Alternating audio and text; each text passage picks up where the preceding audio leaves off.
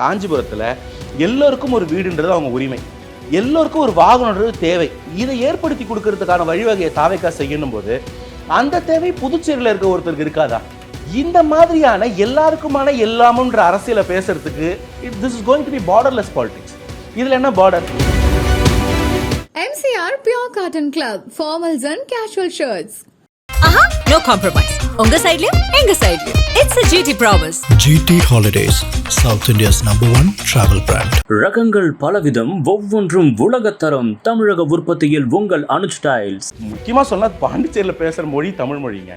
அதில் ஃப்ரெஞ்சுக்கு அடுத்து தமிழ் தான் பெரும்பான்மையாக இருக்குது. நம்ம ஊருங்க ஒரு பார்டரை தாண்டிட்டா அந்த மக்கள் வேற ஒன்று பிரிக்கிறாங்க பாருங்களேன். இங்கே ஸ்டேட் டேக்ஸ் இருக்கு, அங்கே இல்லைன்ற ஒரே காரணத்தால் அவன் நல்லா இருப்பான்னு கேட்டிங்கன்னா இல்லை, அவனும் கஷ்டப்பட்டு இருக்கும். அது ஒரு யூனியன் பிரதேசமாக இருக்கும்போது அதுக்கு அவங்களுக்கு உரிமைகள் பெற்று தரக்கூடிய வாய்ப்புகள் ரொம்ப ஈஸி.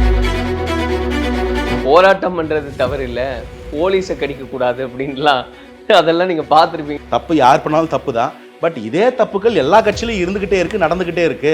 இவங்களை எப்படி தான் நெறிப்படுத்த போறோம்? அந்த தேவர்மோகன் படத்தில் சொல்லுவாரு, அவன் கொஞ்சம் பொறுமையாத்தான் வருவான், நீ அவனை அனுசரித்து தான் போகணும். அப்படிதான் இருக்கு. நான் அதை என்டாஸ் பண்ணல, பட் கலை யதார்த்தத்தில் இவங்க இப்படி இருக்கிறாங்கன்னு புரியுது. பட் போகிற போக்கில் அந்த தற்கூரி, அந்த கொள்கை இல்லைன்ற அந்த வார்த்தையை வந்து நான் ஒருபோதும் ஏற்றுக்கிறதா இல்லை. தீர்வு என்னன்னா, இந்த மக்களுக்கு இருக்கக்கூடிய ஒரு பிரச்சனையை எப்படி அட்ரஸ் பண்ண போகிறோம், எந்த வகையில் தீர்க்க போகிறோம், இதை எப்படி சோஷியலாக பார்க்க போகிறோம், எப்படி எக்கனாமிக்கலாக பார்க்க போகிறோம், இவ்வளோதான் பாலிசி. அதை பேசுகிற ஒரு தலைவன் கிட்ட இது புரியாமல் இது இல்லைன்னு சொல்கிறாங்க, அவங்கள தான் தற்கூரின்னு சொல்லணும். ஸோ தாவேக்காக்கு கொள்கை இல்லாமல் இல்லை, தாவேக்கால யாரும் தற்கூரி இல்லை. இதை எடுத்து பேசி பதில் சொல்லாமல் அவங்க வேலையை பார்த்துட்டு இருக்காங்க. அதனாலவே இப்போ தாவேக்கால தெரிந்த முகங்கள் எல்லாம் இணைகிறாங்கன்னு பார்க்குறோம். திரு செங்கோட்டையன் அவர்கள் இணைந்தார், நாஞ்சில் சம்பத் அவர்கள் இணைந்தார். இவங்களால வந்து இந்த அரசியல் போக்க மாற்ற முடியுன்றது ஒரு எந்த அளவுக்கு வாய்ப்பு இருக்கோ அதை விட கணிக்க முடியுன்றதுக்கான வாய்ப்பு அதிகம். ஏன்னா ஒவ்வொரு காலகட்டத்திலையும் ஒவ்வொரு சிறந்த தலைவர்களோட அப்ஸ் அண்ட் டவுன்ஸில் பீக்கில் கூட இருந்தவங்க. நீங்கள் அவங்க தாவேக்காவை சூஸ் பண்ணுறாங்கன்னு போது அவங்களுக்கு ஆப்ஷன் இல்லாமலாம் இல்லை. இத்தனை நாள் தாவேக்கா மேலே இவங்க வச்சுட்டு இருந்த குற்றச்சாட்டுகள் மட்டும் பாருங்க. அவங்க யாருக்கு அரசியல் தெரியும்? இவங்களில் யாரால வந்து அரசியல் பேசிட முடியும்? உங்களிடத்துல யார் பெரிய தலைவர்கள் இருக்காங்க? எல்லாரும் 20 வயசுல வச்சிருக்கீங்களே, இந்த வார்த்தைகள் இருந்துச்சு. இன்னைக்கு ஒரே நிமிஷத்துல தமிழகத்தின் இன்றைய அரசியல் முன்னோடி, இன்னைக்கு நம்ம எல்லாரும் அண்ணாந்து பார்க்குற எம்ஜிஆர் ஐயாவால் அரசியல் கொண்டு வரப்பட்டவர். ஸோ இவங்க எல்லாரை விட பெரிய மெச்சூர்டான, சீசன்டான, எக்ஸ்பீரியன்ஸ்டான ஒரு பாலிட்டிஷியன். அப்போ அவர் உள்ள வந்தோடனே இவங்களால அந்த கேள்விக்கு பதில் சொல்ல முடியும். இப்போ இந்த திருப்பரங்குன்றம் விவகாரத்தை பொறுத்த வரைக்கும் எந்த ஒரு ஸ்டாண்டுமே இல்லாமல் இருக்கிறது அப்படின்றது, அப்போ நம்ம யாருக்கும் பகை இல்லாமல் போயிடுவோம் அப்படின்றது அதுதான் பொருளா? இல்லை, ஆக்சுவலி நீங்கள் திருப்பரங்குன்ற விஷயம் எடுத்துக்கிட்டிங்கன்னா, இங்கே என்னோட இஸ்லாமிய சகோதரனுக்கும் பிரச்சனை இல்லை, முருகர் கும்பிட்ற எனக்கும் பிரச்சனை இல்லை.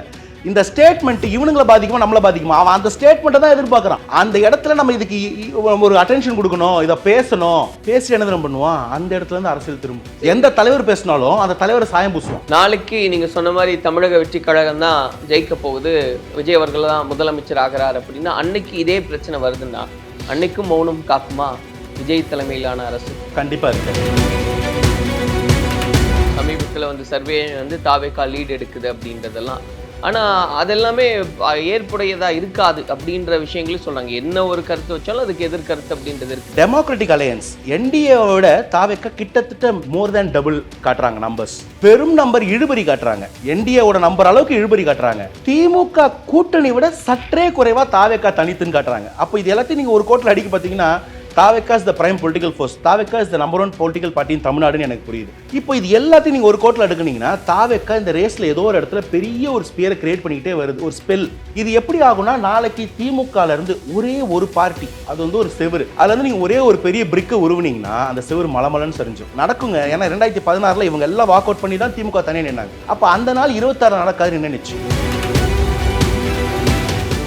பிரதர் வணக்கம். வணக்கம். தமிழ்நாட்டு அரசியல் அப்படின்னு நம்ம பேசும்போது நிறைய நிகழ்வுகள் அப்படின்றதெல்லாம் நடந்துக்கிட்டே இருக்கு.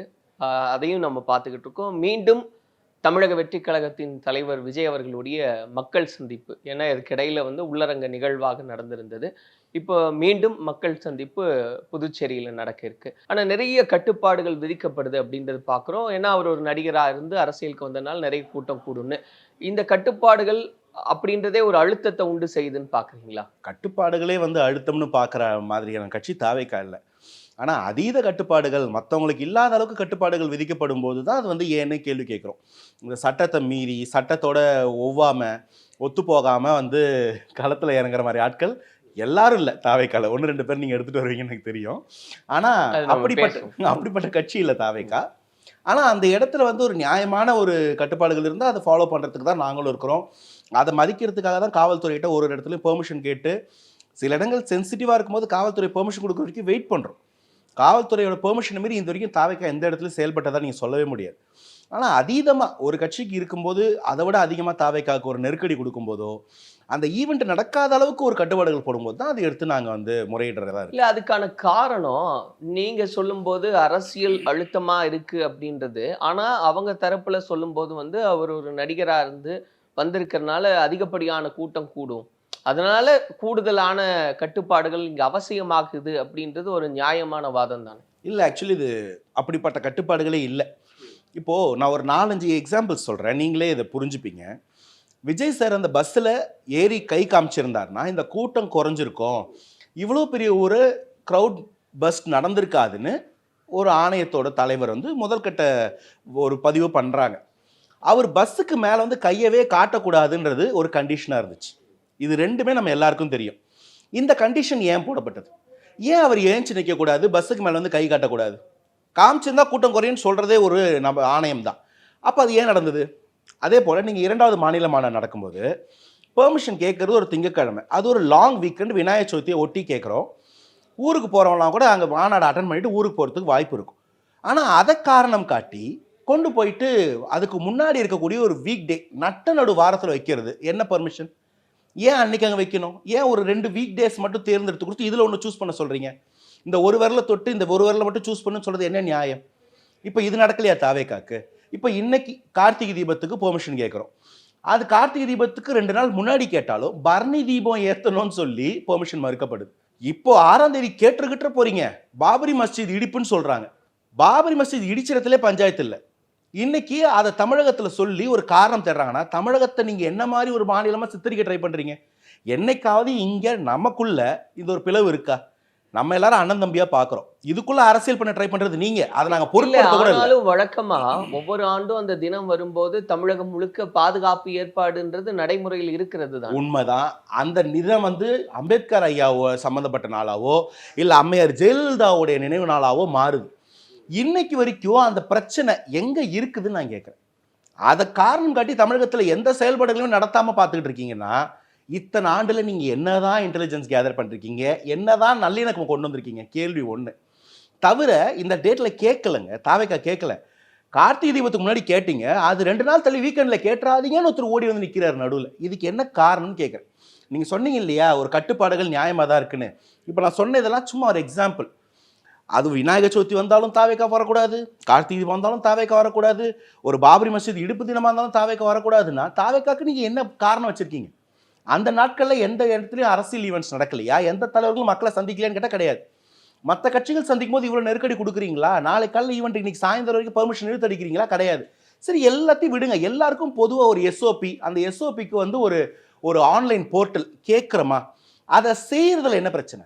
ஏன்னா செஞ்சால் இதை பண்ண முடியாது.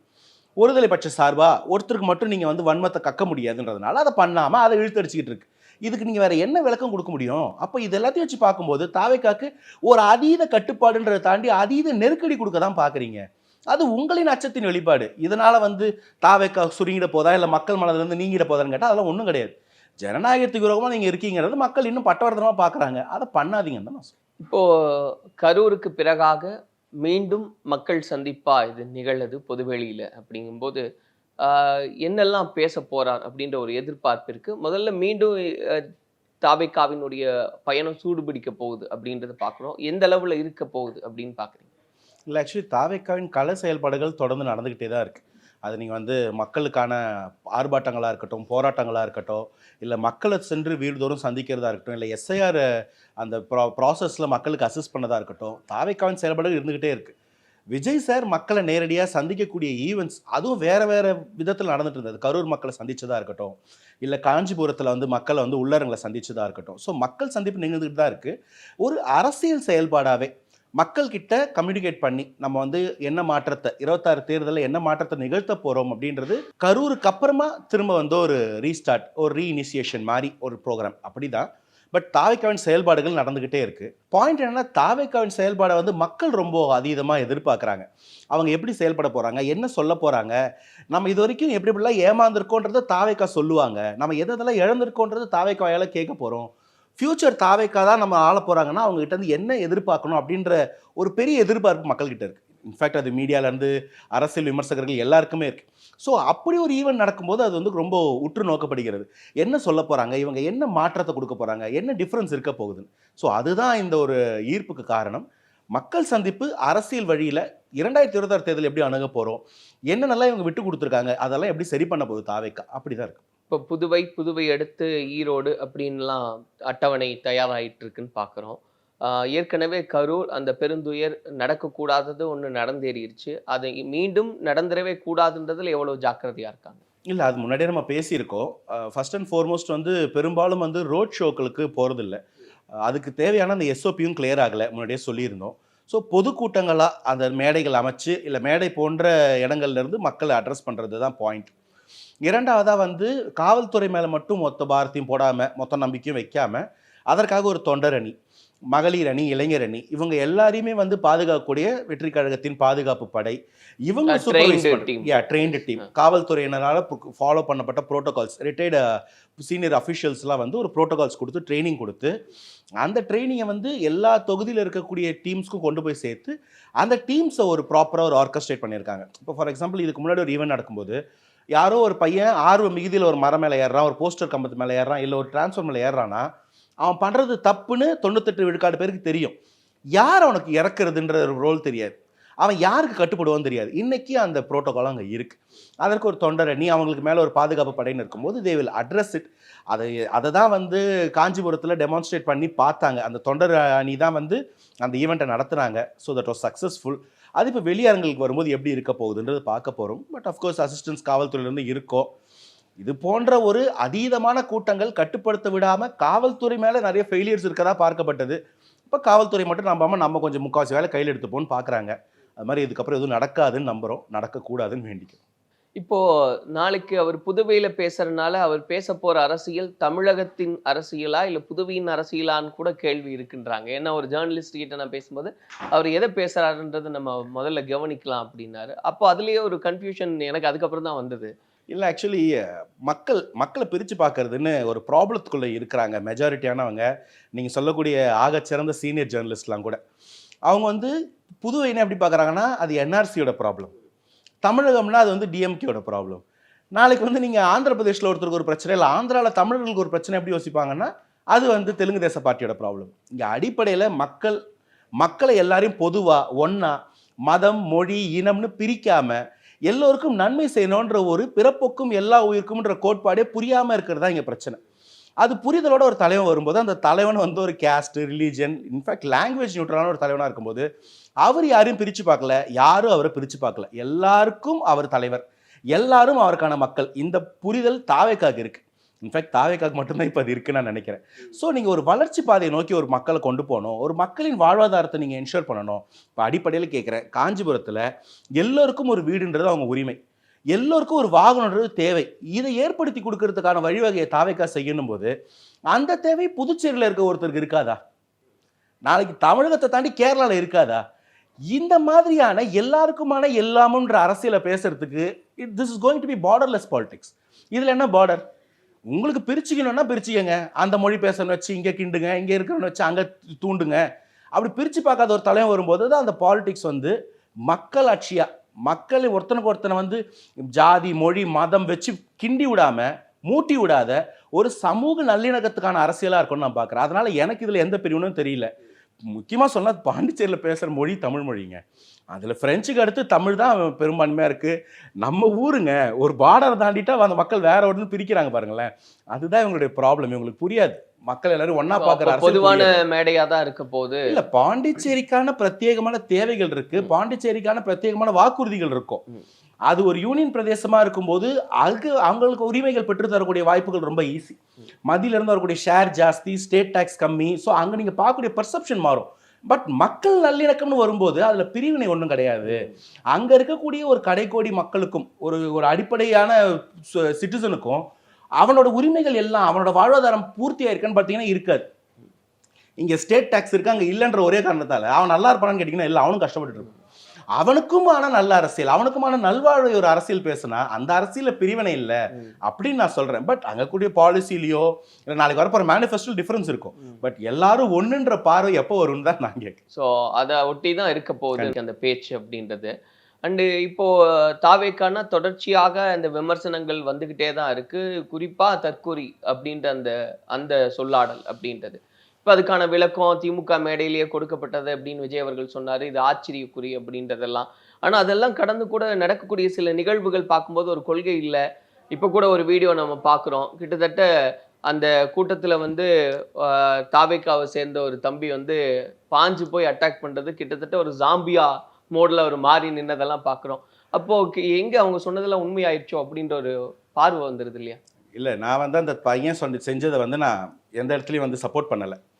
எப்படி வந்து பிரியாணி சாப்பிட்டுட்டு பாக்ஸிங் பண்ணக்கூடாதோ, எப்படி வந்து பனைமரம் ஏறி கல் இறக்குறேன்னு காலில் ரத்தம் கழிச்சு வந்து நிற்கக்கூடாதோ, எப்படி வந்து மக்கள்கிட்ட வந்து டீ குடிச்சிட்டு பில்லு போட்டால் பாலை சுட சுட எடுத்து டீ மாஸ்டர் மேலே ஊற்றக்கூடாதோ, அதே போல் ஒரு போராட்டத்துக்கு போய் அந்த இடத்துல நீங்கள் கட்டுப்படுத்தப்பட்டாலும் கடிக்கக்கூடாது, மாறக்கூடாது. நீங்க ஆன்லைன் ஜாம்பிஸாவும் இருக்கக்கூடாது, ஆஃப்லைன் ஜாம்பிஸாவும் இருக்கக்கூடாது. அதுக்கு எந்த விதத்திலும் முட்டு கொடுக்கறதா இல்லை. ஆனா அந்த போராட்டம் என்ன அப்படின்றத சொல்ல வேண்டிய ஒரு கடமை இருக்கு. அந்த இடத்துல வந்து தமிழகத்துல எல்லா இடத்துலையும் பார்த்தீங்கன்னா இந்த பார் டெண்டர் லைசன்ஸ் வந்து எக்ஸ்பயர் ஆயிடுச்சுன்னு சொல்றாங்க. அந்த லைசன்ஸ் வந்து திரும்ப ரீகோட் பண்ணவே இல்லை. முன்னாடி இருந்தவங்களே தொடர்ந்து நடத்துறதா ஒரு பரவலான குற்றச்சாட்டு இருக்கு. அப்போ அந்த இடத்துல அந்த பார்ல ஏதோ ஒரு பிரச்சனையை முன்னிட்டு அந்த இடத்துல இருக்கக்கூடிய மக்கள், அந்த ஊர் மக்கள் தொண்டர்கள் இறங்கி போராட்டம் பண்ணும்போது அந்த அந்த பாருக்கு எதிராக அந்த பையனுடைய மனநிலை அதீத கோபம் ஒன்று வந்திருக்கும் அப்படின்னு என்னால் புரிஞ்சிக்க முடியுது. பட் அது தவறு தான்.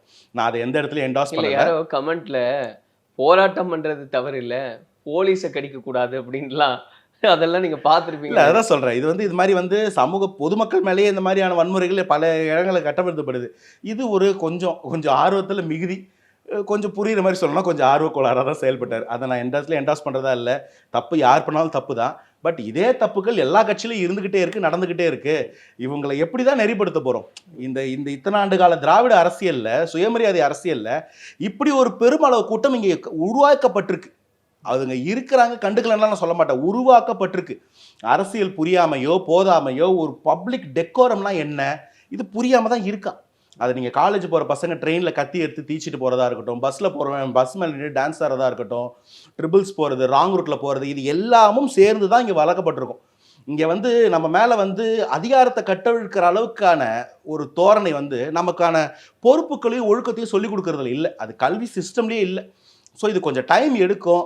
அந்த கூட்டத்தில் இருந்து தான் வந்திருக்கான். அந்த தேவர்மகன் படத்தில் சொல்லுவார், அவன் கொஞ்சம் பொறுமையாகத்தான் வருவான், நீ அவனை அனுசரித்து தான் போகணும். அப்படி தான் இருக்குது.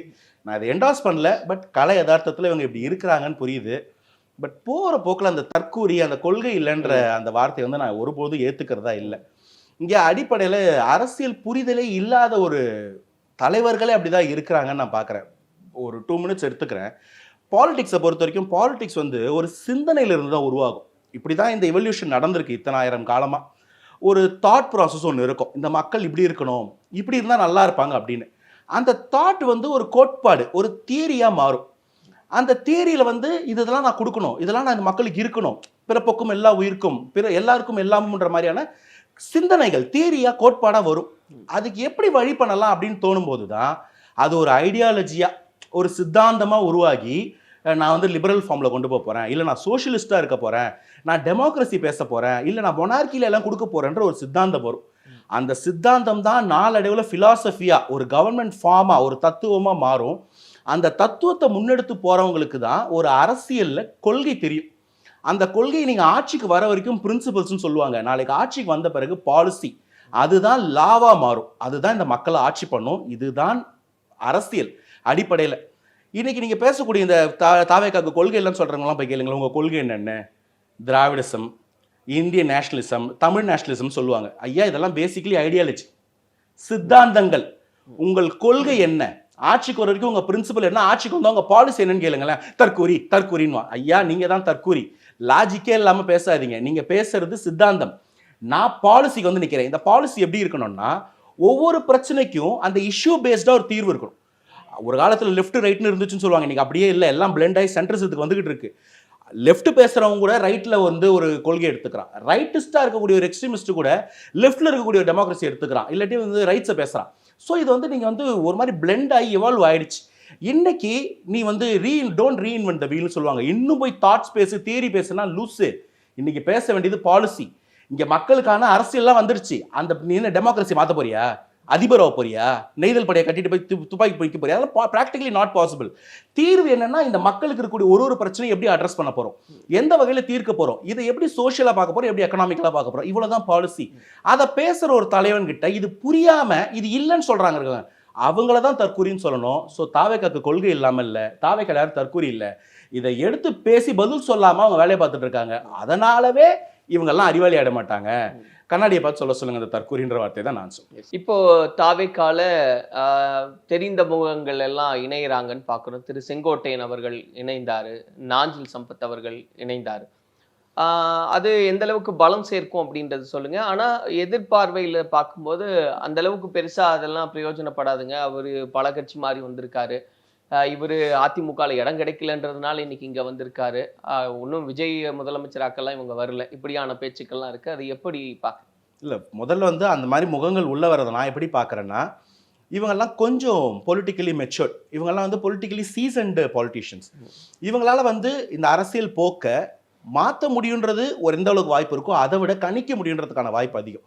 ஏன்னா ஒவ்வொரு காலகட்டத்திலையும் ஒவ்வொரு சிறந்த தலைவர்களோட அப்ஸ் அண்ட் டவுன்ஸில் பீக்கில் கூட இருந்தவங்க, லிட்ரலி சொல்கிறேன், அந்தந்த தலைவர்களுடைய பீக்கில் கூட இருந்தவங்க.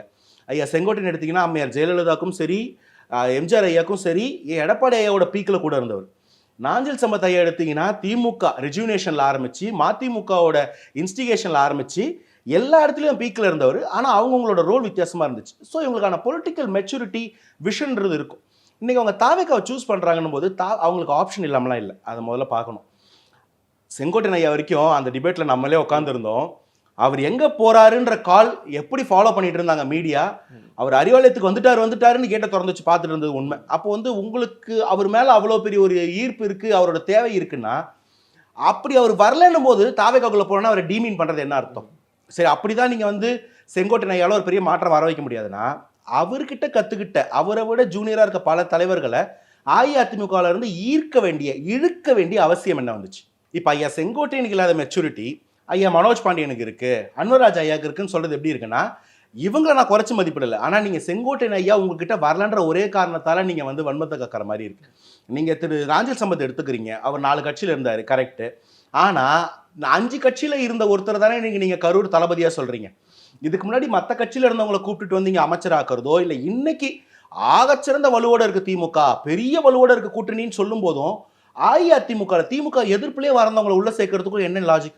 அப்போ உங்களுக்கு இவங்களுடைய அருமைகள் தெரியுது, ஆனால் அவங்க தாவேக்காக போனால் அவங்களை டீமீன் பண்ணணுன்றது உங்களுடைய காலத்தின் தேவை. அந்த அரசியல் விமர்சனத்துக்கு நம்ம பதில் சொல்ல வேண்டிய அவசியம் கிடையாது. இப்போ இவங்க எல்லாம் வர்றது தாவேக்காக்கு என்ன பலம் அப்படின்னா, முதல்ல அரசியலில் there is a perception pattern. மக்களின் மனப்போக்குக்குன்னு ஒன்று இருக்கு. இந்த கட்சிக்கு ஒரு பலம் இருக்கு, இந்த கட்சியில வந்து ஒரு ஈர்ப்பு இருக்கு.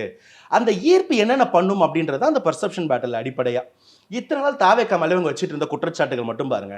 அவங்க யாருக்கு அரசியல் தெரியும்? இவங்கள யாரால வந்து அரசியல் பேசிட முடியும்? உங்களிடத்துல யார் பெரிய தலைவர்கள் இருக்காங்க? எல்லாரும் 20 வயசுல வச்சிருக்கீங்களே, இந்த வார்த்தைகள் இருந்துச்சு.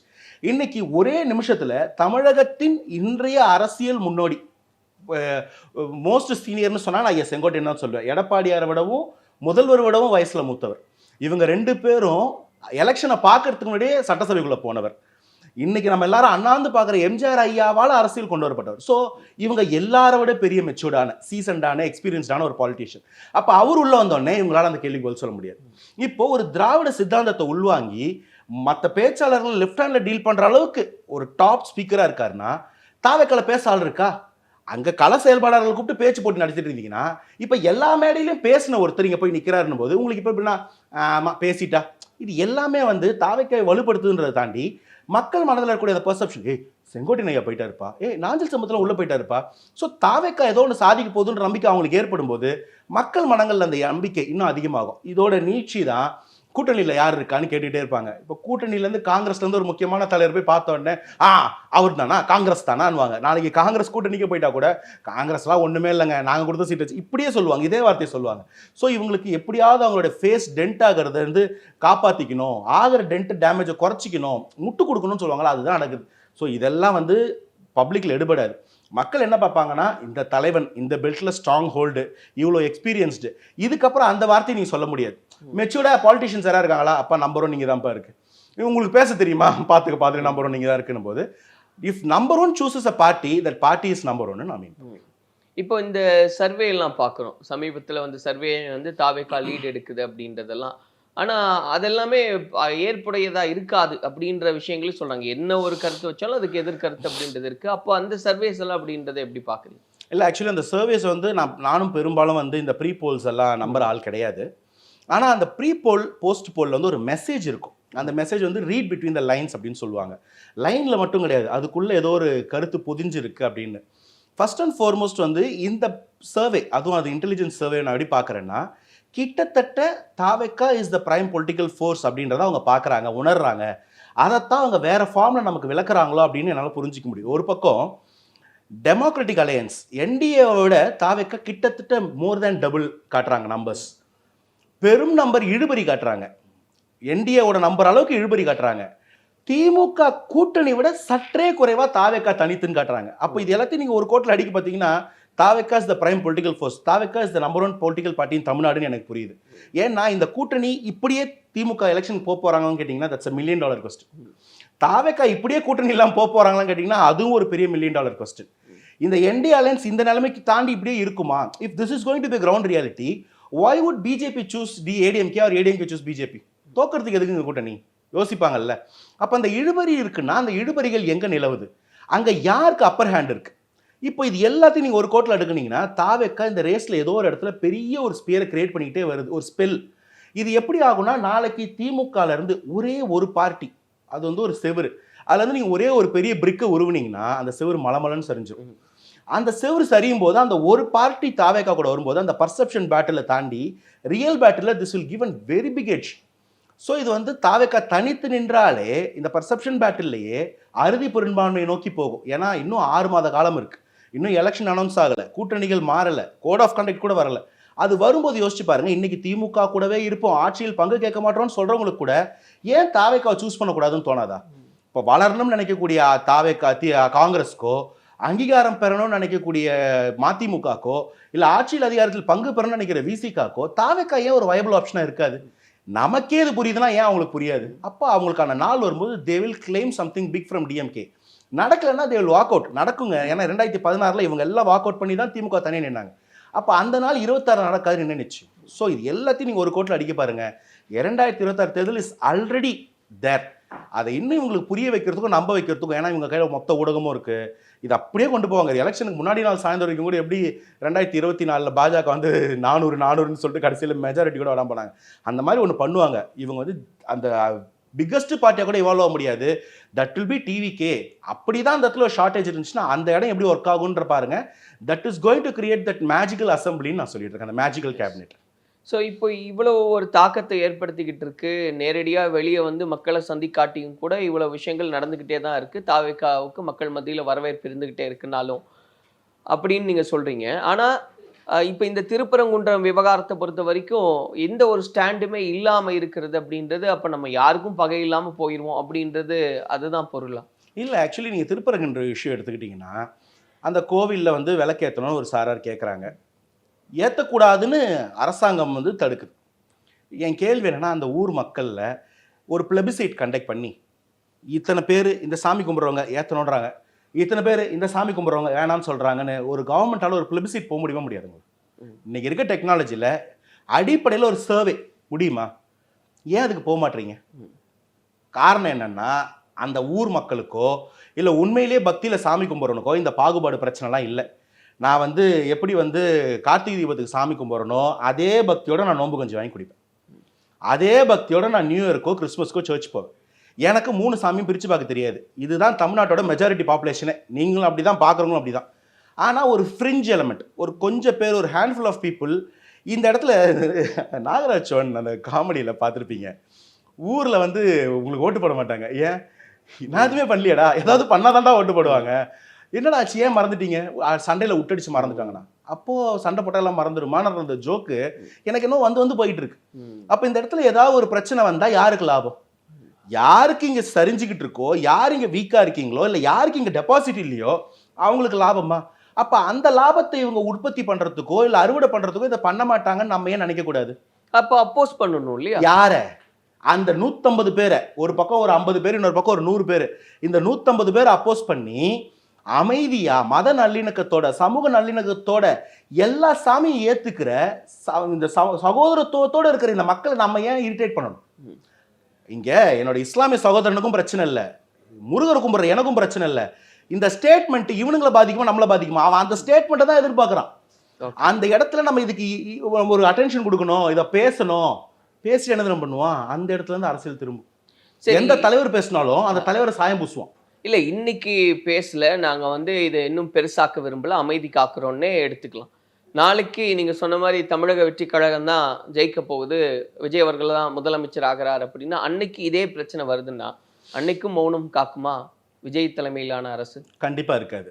முதல்ல அந்த ஊர் மக்கள் யாரு, வந்திருக்கவங்க யாரு, அந்த ஊர் மக்களோட நிலைப்பாடு என்ன? நான் அதுதான் முதல் வாரத்தில் சொன்னேன், ஒரு பிளபிசைட். அந்த ஊரில் திருப்பரங்குன்றத்தில் எவ்வளோ பேர் இருக்கீங்க, உங்களுக்கு என்ன வேணும்? இது ஜனநாயகம்ங்க, இது மக்களாட்சி. இங்கே மக்கள் தீர்ப்பு தான் மகேசன் தீர்ப்பு, ஏற்றுக்கிறீங்களா? அந்த ஊர் மக்கள் இந்த மாதிரி ஒரு நிலைப்பாடை எடுக்கிறான்னா நீங்கள் அவங்ககிட்ட பேசிட்டீங்களா? தரவு இருக்கா? அந்த மக்களோட விருப்பம் என்னன்னு தெரியுமா? வாரமோ மாசமோ வருஷத்துக்கு 2 வாட்டி நீங்கள் பிரச்சனை பண்ணி அந்த ஊரில் ஒரு அமைதி நிலக்குலைஞ்சா உண்மையில் நான் அடித்து சொல்கிறேன், அந்த ஊரில் எந்த சாமி கும்பிடுறது பிடிக்காது. நாங்கள் நிம்மதியாக அமைதியாக அண்ணன் தம்பியாக வாழ்ந்துக்கிட்டு இருக்கோம். நீங்கள் யாரா நடுவில்? நீங்கள் 2 பேரும் சண்டை போட்டுக்கிறதுக்கு ஏன்டா எங்கள் பேரை யூஸ் பண்ணுறீங்க? எங்கள் வாழ்வாதாரம் பாதிக்குது, எங்களோட அமைதி சீர்குலையுது. இந்த இடத்துல நீங்கள் என்ன பிரச்சனை பண்ணுவீங்கன்னு பயமாக இருக்குது. இவங்களுக்கு அரசியல் பண்ணோன்னா இவங்களுக்குள்ள ஒன்றாகாது, ஒரு அப்ராணிக்கு தான் ஏதாவது ஒன்று ஆகும். இந்த அரசியலை நீங்கள் ஒரு மத நல்லிணக்கம் உடையவன், ஒரு சகோதரத்துவ உடையவன் ஏற்றுப்பான்னு நினைக்கிறீங்களா, விரும்புவான்னு நினைக்கிறீங்களா? கிடையவே கிடையாது. அப்போ அந்த தெளிவை ஏற்படுத்துகிறோம். அந்த ஊருக்குள்ளே இந்த அடிப்படை எக்ஸசைசஸ்லாம் நம்ம பண்ணுறதே இல்லைங்க. இந்த மாதிரி ஒரு ஊர், அந்த ஊரில் ஒரு பிரச்சனை கிரியேட் ஆகுதுன்னா யார் யார் இருக்கீங்க, என்னென்ன வேணும், மக்களை சந்தித்து ஒரு அரசாங்கத்தால் பேச முடியும், அவங்களுடைய எண்ண ஓட்டத்தை புரிஞ்சிக்க முடியும்னா 3வது மனுஷன் வெளிலேருந்து வந்து அங்கே அரசியல் பண்ண முடியுமா? ஸோ மக்கள் கூட கிரவுண்டில் கனெக்ட் ஆக மாட்டேன்ற ஒரு அரசாங்கத்துக்கு இது இருக்கும். டேட்டா பேச முடியாது. இப்போது நான் கேட்குறேன், இதுதான் இந்த ஊரோட ஜனத்தொகை, இத்தனை பேர் இப்படி இருக்காங்க, அவங்களுடைய கைப்பட கொடுத்த பிளபிசைட் இதை நீங்கள் கோர்ட்டில் வச்சிங்கன்னா கோர்ட் இது ஏற்றுக்காதா? நீங்கள் சொல்லுங்கள், ஏற்றுக்குமா ஏற்றுக்காதா?